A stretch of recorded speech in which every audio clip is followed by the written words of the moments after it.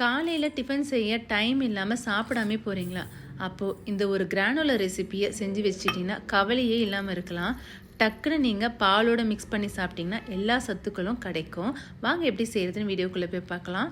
இதுக்கு நான் எடுத்துருக்கிறது rolled oats. அதாவது ஓட்ஸ் பார்த்திங்கன்னா இந்த மாதிரி தட்டையாக இருக்கும்.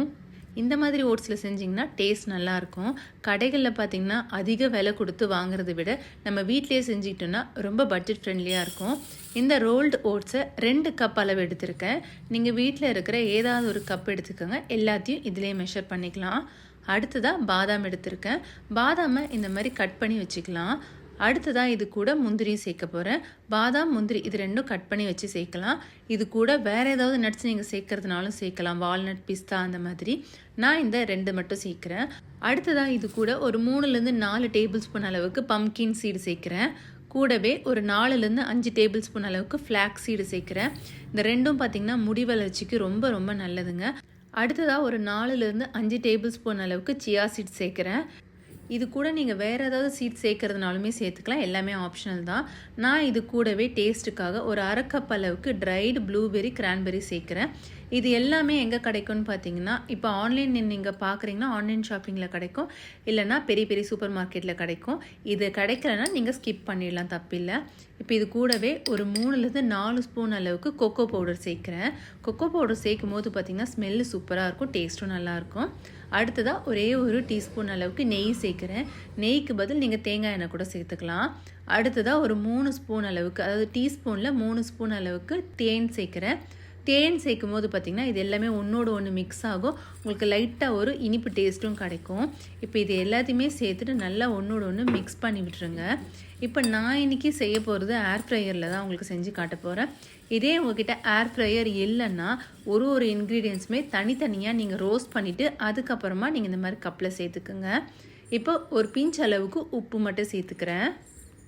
அதாவது ட்ரையாக இருக்கிற நட்ஸும் சீட்ஸும் மட்டுமே நீங்கள் வானலில் போட்டு நல்லா வறுத்துட்டு அதுக்கப்புறமா இந்த மாதிரி ஒரு பவுலில் சேர்த்துக்கோங்க.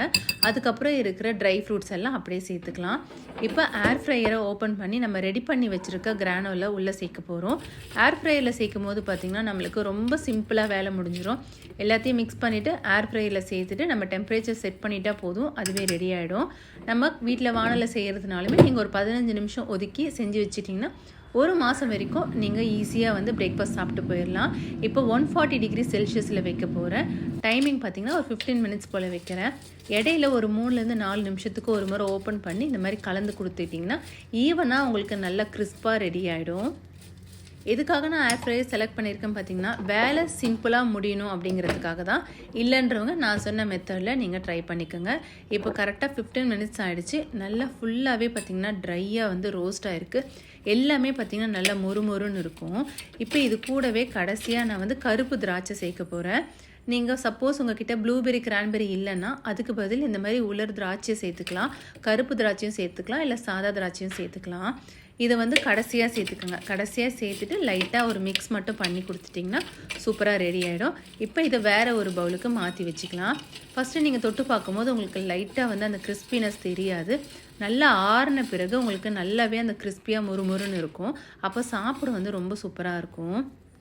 குழந்தைங்களாம் கண்டிப்பாக விரும்பி சாப்பிடுவாங்க. காலையில் டிஃபன் சாப்பிடலைன்னா கொஞ்சமாக நீங்கள் பாலில் மிக்ஸ் பண்ணி கொடுத்தீங்கன்னா உங்களுக்கு எல்லா சத்துமே இதிலே கிடச்சிரும்.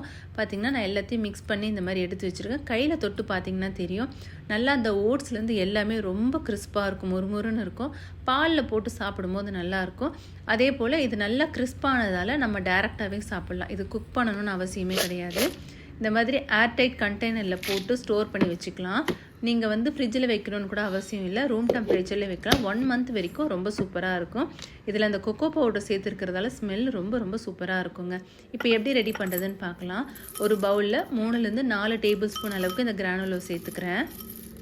இது கூட உங்களுக்கு இனிப்பு இன்னும் தேவைப்படும்னா சர்க்கரை இல்லை தேன் 2த்துலேயும் ஏதாவது ஒன்று கலந்துக்குங்க. நாட்டு சர்க்கரை கூட சேர்த்துக்கலாம்.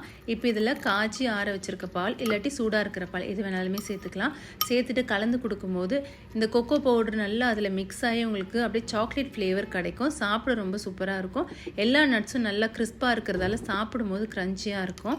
கண்டிப்பாக ஒரு முறை ட்ரை பண்ணி பார்த்துட்டு உங்கள் ஃபீட்பேக் என்னோட ஷேர் பண்ணிக்கோங்க. வீடியோ பிடிச்சிருந்தா சேனலை சப்ஸ்கிரைப் பண்ணிக்கோங்க. தேங்க்ஸ் ஃபார் வாட்சிங்.